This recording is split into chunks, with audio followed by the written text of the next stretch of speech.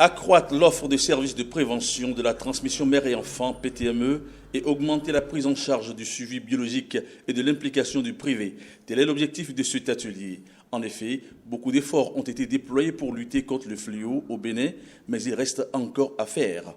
C'est pourquoi, conformément aux recommandations internationales, le Bénin s'est engagé à prendre des dispositions nécessaires en vue de planifier et de mettre en œuvre les interventions appropriées pour que, d'ici 2020, 90% des personnes vivant avec le VIH et qui connaissent leur statut soient sous antirétroviraux.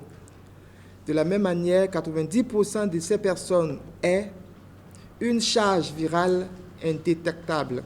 Cet objectif ne peut certainement pas être atteint sans le privé qui offre quantité de soins aux femmes enceintes et à plusieurs personnes malades. On a aujourd'hui à peu près 75 000 personnes qui vivent avec le VIH au Bénin. Et donc, seule la moitié de ces personnes sont sous ARV. L'autre moitié ne sait peut-être même pas qu'elle a la maladie et certainement, ce sont des personnes qui fréquentent aussi les cliniques privées. Donc, il était important que nous amorcions ce tournant de l'implication du secteur privé dans la lutte contre le VIH dans notre pays.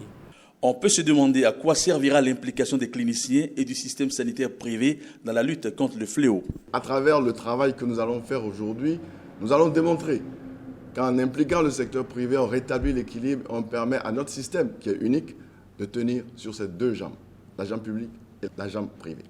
C'est un plaisir pour moi que je sois accompagné ici par d'autres acteurs du secteur privé pour partager avec vous l'expérience qu'il y a eu à la clinique Louis Pasteur pour permettre de définir des critères précis, des critères transparents. Le mécanisme pour mieux impliquer le secteur privé, les attentes du secteur privé et les propositions pour améliorer le modèle actuellement présenté par le Programme national de lutte contre le sida constituent les grands moments qui vont marquer les travaux prévus pour durer 2 jours.